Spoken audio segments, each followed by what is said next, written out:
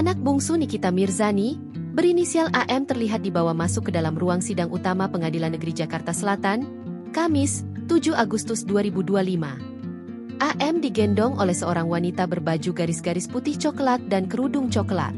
Anak laki-laki yang memakai kaos hitam itu tampak terkulai di bahu wanita yang diketahui sebagai pengasuh anak-anak Nikita di rumah, Ati Sumiarti.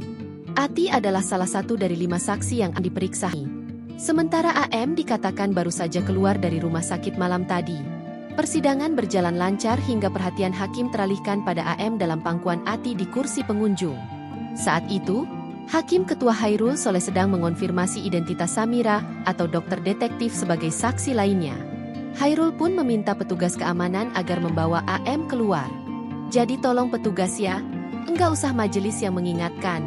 Mana kala ada anak kecil masuk ke ruang sidang silakan keluar. Ya, kata Hairul dari posisinya. Ia menegaskan, anak-anak tidak diperkenankan hadir dalam persidangan. Anak kecil tidak boleh ada di ruang sidang. Silakan petugas, silakan dikeluarkan, kata hakim.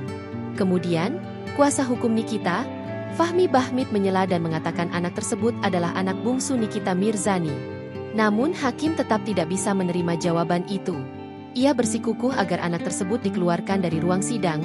Mau anak terdakwa atau apapun, secara psikologis itu nggak bagus ya, kata hakim. Kemudian Nikita Mirzani angkat suara. Ia menjelaskan, anaknya masih belum 100% pulih dari sakitnya dan harus bersama pengasuhnya selama dia ditahan. Hakim kembali menekankan bahwa suasana persidangan dapat memengaruhi kondisi psikologis anak, sehingga tidak diperkenankan hadir di ruang sidang. Download Tribun X sekarang, menghadirkan lokal menjadi Indonesia.